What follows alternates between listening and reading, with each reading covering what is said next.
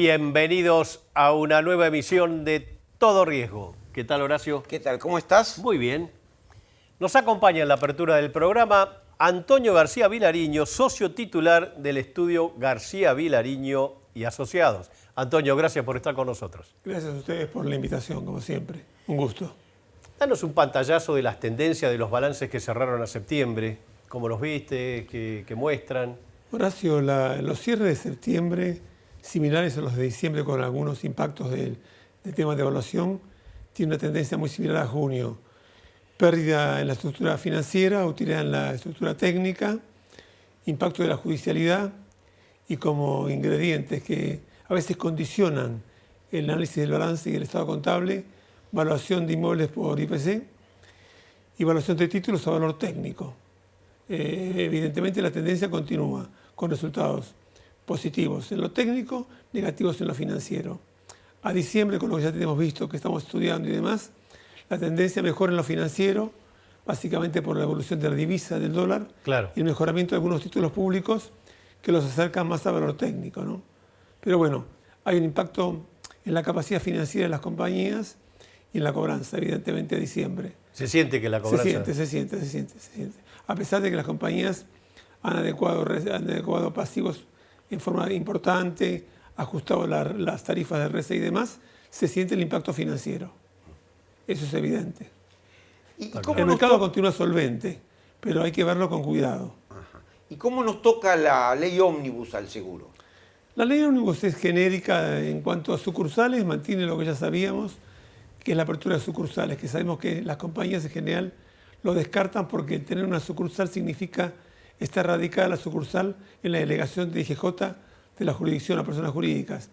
En cuanto a planes, se establece que se pueden trabajar planes con la sola presentación, que no estén aprobados, pero veamos qué va a decir el reglamento, porque aquí aclara, operar en los planes que se presenten, contando con presentación. También hay algunas dudas, porque vos sabés que con la gestión anterior, en el reglamento las compañías son las nuevas, o de patrimoniales o de vida. Esto rompe con ese esquema. Las compañías pueden ser mixtas al operar en cualquier ramo que presenten. Es una inquietud. También cuando habla de comisiones libres. Comisiones libres también en RT. O sea, hay cosas que las va a aclarar el reglamento, una vez que todo esto se reglamente, evidentemente. Lo que surge de liberación de requisitos es lo que saben ustedes que vimos en el G20, en Bariloche. Operar sin autorización, sometidos a la presentación, sometidos a la revisión posterior y sometidos a que los directorios y las sindicaturas son responsables de lo que presentan y comercializan. O sea que los planes, por ejemplo, ya no se va a tener que hacer estas presentaciones que se hacen hasta ahora. Hay que presentar. Lo que pasa que... Pero no hay que esperar la aprobación. Exactamente, eso es lo que se entiende. Cuando son planes que ya se están ejecutando en otras entidades. Aunque sean nuevos. La modificación del decreto no dice eso. Dice operar en los planes que se presenten. Después aclara, presentarlos y demás. Con lo cual se supone que si una compañía lo presenta, sea un plan ya autorizado o no lo sea, puede operar bajo responsabilidad de la compañía. Que si detecta algo para corregir, será a favor del asegurado. Antonio, volviendo al tema de los estados contables, ¿vos pensás que la tendencia que comentaste, que se observan en los balances de diciembre, se mantendrán en el transcurso del año? Yo creo que a marzo la posición tiene que estar mejorada por la tendencia de las inversiones. Si bien hay una caída de acciones y demás, hay una revalorización de la divisa, hay un ordenamiento en las compañías en cuanto a estructura de costos y demás, y hay adecuación de tarifas, con lo cual creo que también van a tender a mejorar. No se ve caída en las ventas importantes en las empresas. Hay una tendencia a decrecer, pero con una inflación que es muy importante, ¿no? Compensada con ajuste de tarifas. Y obligatoriamente estructura de costos. Las compañías están analizando su servicio de auxilio mecánico, sus estructuras, claro, su reaseguro. El reaseguro es otro tema, que ya lo vamos a comentar, ¿no? Perfecto. Y se ven movimientos de absorciones, nuevas empresas, ¿continúa movido el ámbito empresario? Nuevas empresas hay. O sea, yo conozco el caso de 3 compañías, 2 de patrimoniales, una de vida y una de RT que están en curso. O sea, hay expectativas, pero bueno, los trámites tienen cierta lentitud. Y también está en una nueva superintendencia que tendrá que realizar todos los expedientes. Pero hay movimiento de creación de entidades. En eso hay grupos de inversión que si tienen un negocio, crean su aseguradora. Claro. No son grupos internacionales, son grupos locales con captación de negocios. Y Antonio, con respecto al reaseguro, ¿qué pasa con los pagos de reaseguros al exterior? ¿Cambió algo con la nueva gestión? Vos sabés que surgió la norma por la cual las obligaciones pendientes al 13 de diciembre las compañías podrían adquirir Bopreal. Se presentó una licitación y realmente no les otorgaron a ninguna todo el cupo solicitado, otorgaron parte. Con ese cupo, ¿qué pueden hacer? Pueden bien esperar a diciembre del 23 para cobrarlo, negociarlo en el segundo mercado para operar en contado con liqui o que lo reciba el reasegurador internacional. Hasta ahora he visto pocas operaciones. Compañías que tienen riesgos como aeronavegación, como transporte, que han estado obligadas a pagar, han hecho operaciones de contado con liqui y han pagado. Eso es real. ¿Y hay reaseguradores que aceptan este título? Hasta ahora no, yo no conozco. Está claro. No quiero decir que no, yo no conozco. Está claro. Bueno, y las compañías si salen a vender el título, lo harían con pérdidas significativas. Lo hacen con pérdida porque se está comprando a lo mejor 67, 69%, con lo cual, lo que pasa es que todo depende de qué operación debes. Si la compañía debe, si la compañía cedió al reasegurador local y esto hizo retrocesión y eran pesos, el perjuicio no es diferente porque estás trasladando los dólares suficientes para cobrar con esos pesos. Diferente una operatoria en dólares, donde necesitas los dólares para cancelar. Es diferente, son dos situaciones completamente diferentes. ¿Y las perspectivas para el seguro al margen de la evolución de los estados contables? ¿Ves un curso distinto, transformaciones? Yo creo que la obra pública te condiciona mucho caución. Por ejemplo, hay negocios como el de caución que la obra pública te lo va a condicionar. Hay negocios de automotores combinados que dependen de la capacidad de la clase media para renovar activos y contratar seguros. O sea, yo creo que hay una expectativa muy compleja que depende del éxito económico, fundamentalmente. ¿Vos pensás que puede haber una política tendiente a una concentración del mercado? Yo creo que la política de concentración de ARCE se dará sola, o sea, por necesidades de algunos operadores de reconvertirse o ajustarse. Hay que ver exactamente qué actitudes toma la superintendencia actual en el marco de exigencias. Alguien me dice, el presidente quiere que las compañías paguen sus siniestros y paguen sus impuestos. Bueno, ya con eso alcanza.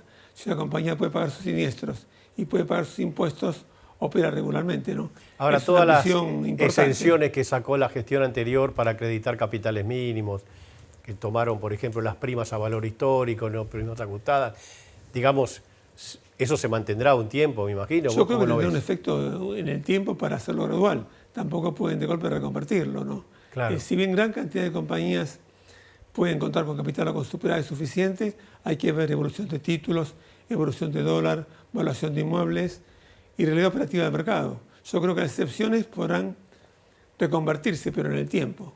No creo que se pueda, ni hasta desde el punto de vista legal y jurídico, reconvertirse en un plazo. Vos recordarás por tu gestión, muchos planes tenían 8 trimestres para reconvertir, ¿no? Claro. Con lo cual yo creo que tiene que tener 8 trimestres. Como la judicialidad. Yo creo que frente a una judicialidad gravísima y tremendamente ávida, tendríamos que tener a nivel Congreso, a nivel ley, alguna legislación donde las sentencias se puedan pagar en cuotas, como fue con el transporte público. Vos recordarás. Sí, porque hoy en día una sentencia, una judicialidad que no respeta el límite de cobertura, con tasas que son tremendamente exorbitantes y sin rentabilidad equivalente, es muy difícil para la compañía que quiere cumplir. Para mí es el problema mayor que tiene el mercado de la judicialidad. Y dentro de todos los problemas, ese es el más importante. Un límite legal. Está clarísimo. Sí, Si se quisiera, el Congreso podría hacerlo, ¿no? Impulsado por superintendencia, por los grupos de trabajo. Perfecto, muy claro como siempre. Antonio, te agradecemos que nos hayas acompañado. Gracias a ustedes, es un placer. Seguimos en todo riesgo y nos informamos sobre la situación de solvencia de 2 aseguradoras. La Segunda Seguros, el 30 de septiembre de 2023, presenta disponibilidad de inversiones por 143.361. Deudas con asegurados, 68.696 millones de pesos. Tiene 209 pesos por cada 100 que debe de siniestros. Inmuebles, 44.744. Superávit, 119.409 millones de pesos. San Cristóbal Seguros, al 30 de septiembre de 2023, presenta disponibilidad de inversiones por 171.751. Deudas con asegurados, 61.461. Posee 279 pesos por cada 100 que debe de siniestros. Inmuebles, 19.613. Superávit, 129.903 millones de pesos.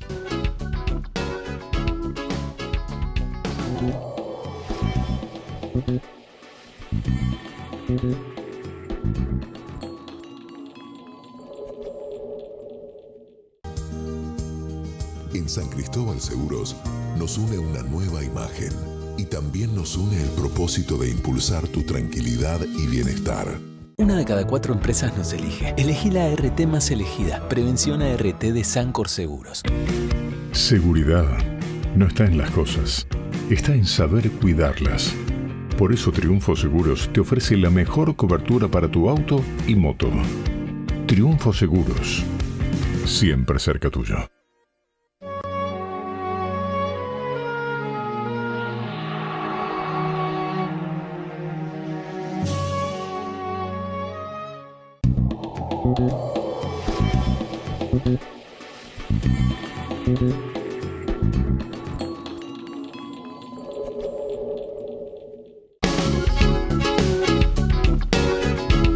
Seguimos en Todo Riesgo. Nos acompaña en este bloque Alberto Alvarellos, abogado especialista en seguros. Alberto, gracias por acompañarnos. No, al contrario, Horacio, ¿qué tal? Bueno, en la Ley de Defensa del Consumidor se hace referencia a los daños punitivos. ¿Qué se entiende por daño punitivo, Alberto? Los daños punitivos, bueno, digamos, en primer lugar, algo que ya se ha dicho muchas veces, pero que es importante destacar, que el derecho de defensa del consumidor tiene jerarquía constitucional entre nosotros a partir de la reforma constitucional del año 1994, ¿no es cierto? En el año 1993 se dictó la Ley de Defensa del Consumidor, que no tenía esta figura de los daños punitivos, que fue incorporada en el año 2008.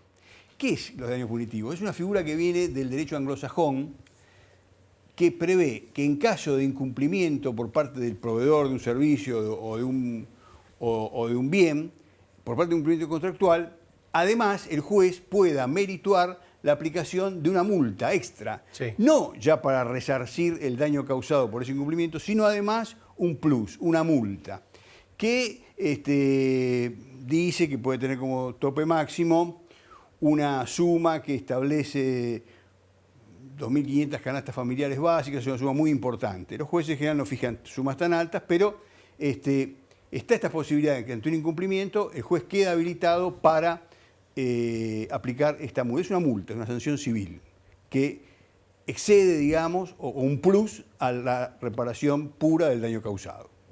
¿Por qué no nos ejemplificás sobre los casos en que corresponde la aplicación? Sí, porque si uno lee la ley así como está escrita, y entonces pareciera que cualquier incumplimiento trae aparejada la aplicación de esta multa, ¿no es cierto? Los jueces, desde que salió la ley, desde el año 2008,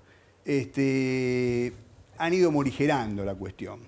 Y hay doctrina unánime y pacífica de los tribunales nacionales y de la doctrina y de los jueces, que el incumplimiento es una condición necesaria, pero no suficiente para la aplicación de esta multa. El que pretende que se le establezca una multa a su favor en un proceso judicial por un incumplimiento contractual en el marco del derecho consumidor, tiene que demostrar además, o tratar de explicarle al juez, que el incumplidor obró con dolo o con culpa grave, que además lo que quiere la justicia es que se demuestre de alguna forma que el incumplidor obró con absoluto desprecio por los intereses de la otra parte y que además obtuvo un rédito a partir de ese incumplimiento. O una posición, que desde una posición dominante quiso imponer una situación determinada y de esa forma perjudicar al damnificado, digamos, al consumidor damnificado. ¿Cuándo se ha hecho lugar en el ámbito de algunas sentencias, digamos, al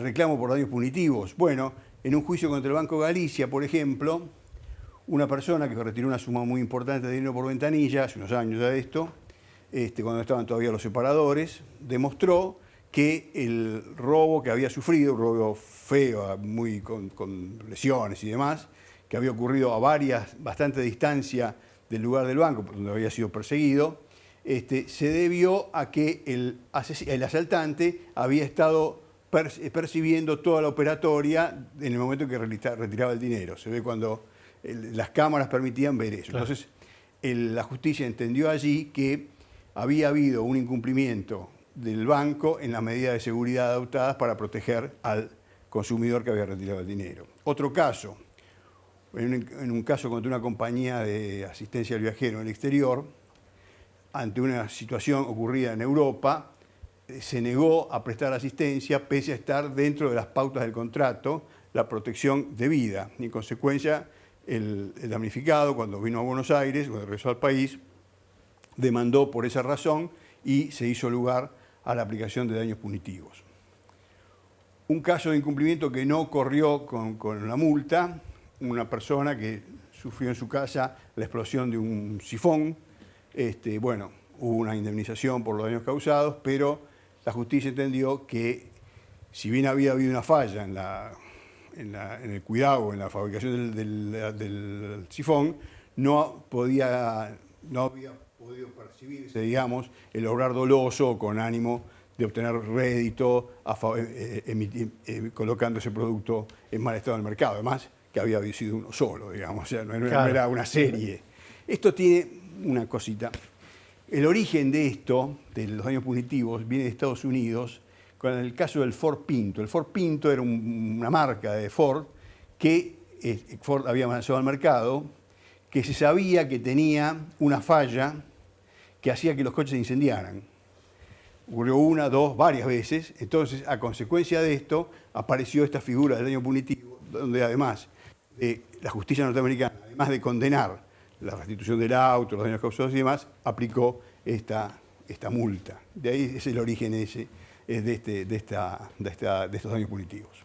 ¿Y el prestador del servicio puede asegurarse frente a la aplicación de la multa? En general, nuestra ley de seguros, el artículo 112, prevé que las multas en el marco del seguro de responsabilidad civil no son cubiertas. O sea que si un prestador de un servicio tiene un seguro de responsabilidad civil comprensiva, digamos, y es condenado, el seguro de responsabilidad civil cubrirá los daños que ha causado, pero no la aplicación de los daños punitivos. En el marco del contrato de seguro, digámoslo ya que estamos hablando de seguro, se aplica la figura del daño punitivo, más allá de la discusión que hay entre los abogados acerca de si la defensa del consumidor se aplica o no al seguro. Se aplica y bueno, y el criterio es más o menos el mismo. En los casos en que la compañía ha sido llevada a juicio, el asegurador, por una cuestión de una desinteligencia acerca del marco del contrato de seguro, en esos casos no ha corrido la indemnización por daños punitivos. Por ejemplo, una discusión acerca de si hay destrucción total o no. Bueno, hay apreciaciones libres, es decir, se podrá considerar que la compañía entendió que no había destrucción total cuando sí lo había del automóvil. Bueno, la condena fue a pagar el valor del auto, de la suma asegurada. O en otro caso, donde se discutía la interpretación de una cláusula contractual, también el asegurado había pedido en el juicio la aplicación de daños punitivos y la justicia lo rechazó. ¿Y en qué casos la justicia aceptó? Pero cuando se ha negado la cobertura sosteniendo que no había, que el hecho, un caso puntual, el asegurador negó la indemnización fundándose en una cláusula contractual que justamente decía lo contrario. Entonces eso obligó al asegurado a litigar para poder obtener la indemnización.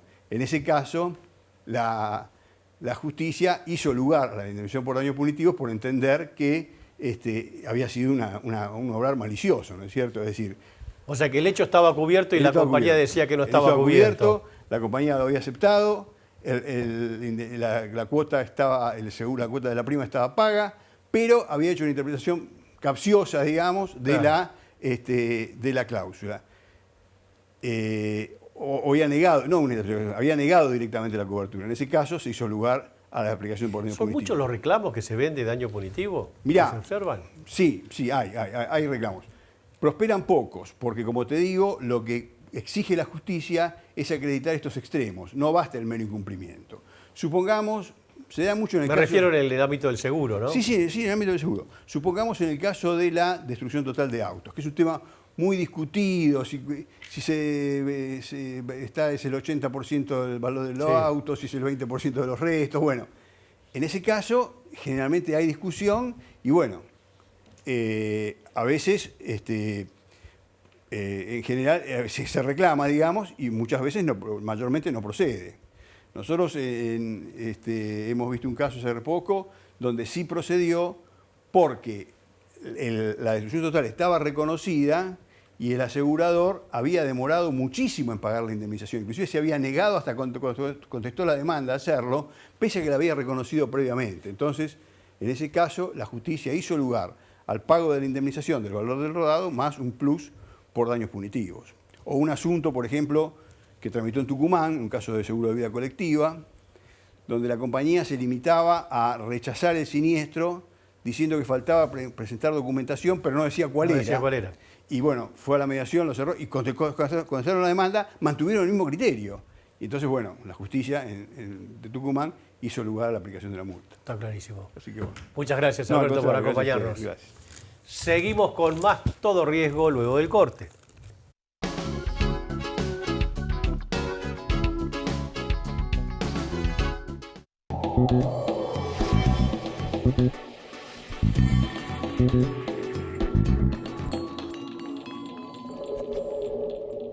Estoy aquí, ahora, siempre. Siempre es estar en cada momento importante de tu vida. 100 años. Mercantil Andina. Incondicionales, siempre. Así nació mi confianza en la Nueva Seguros, que desde 1933 está presente en las familias argentinas. Mi abuelo aseguró su primer auto en la Nueva. Mi padre, su comercio también asegurado en la Nueva. Yo también confío en la Nueva para la protección de mis bienes y mi familia. La Nueva, honestidad para asegurar, solvencia para responder.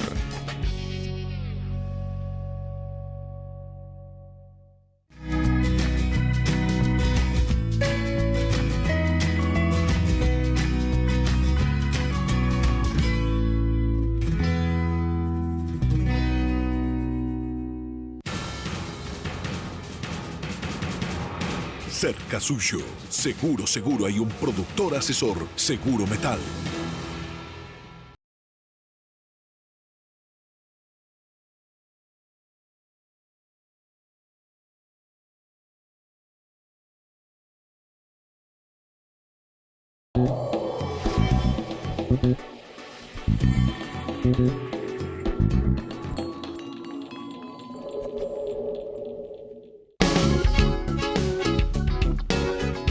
Patricia Pérez nos trae las novedades de la semana. ¿Qué tal, Horacio? ¿Todo Y bien? hoy mejor, con otro clima. Sí, ¿no? Se puede Esta respirar. Pero definitivamente. Sí, Así sí. tendría que estar todo el año. Por supuesto. Nos tenemos que ir adaptando quienes todavía nos quedamos en la ciudad de Buenos Aires. Tenemos novedades dentro del mercado asegurador, pero como siempre nos encanta interactuar a través de las redes sociales. Estamos en Twitter, en LinkedIn, @todoriesgoweb y nuestra casa en la web que es www.todoriesgo.com.ar. Tiempo de noticias. Nos informamos. El primer título habla acerca de un balance positivo. Prevención ART compartió los logros alcanzados en 2023, año en el cual capacitó a más de 140.000 personas aseguradas. La creación de entornos laborales seguros es fundamental para nosotros, no solo como estrategia de negocio, sino como parte integral de nuestra identidad, así lo afirmó Mauricio Miretti, gerente general de la compañía.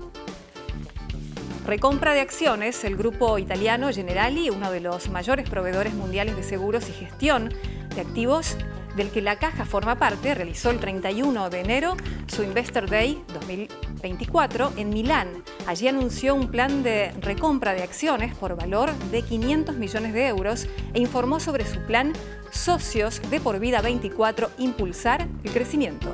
Se conoció esta semana el índice de inflación del mes de enero y decime cómo ves que sigue esto. Bueno, sí, es importante tener en cuenta que la inflación interanual alcanzó a 254%, o sea, este salto de 25,5% en diciembre y de 20,6% en enero nos lleva a 254%.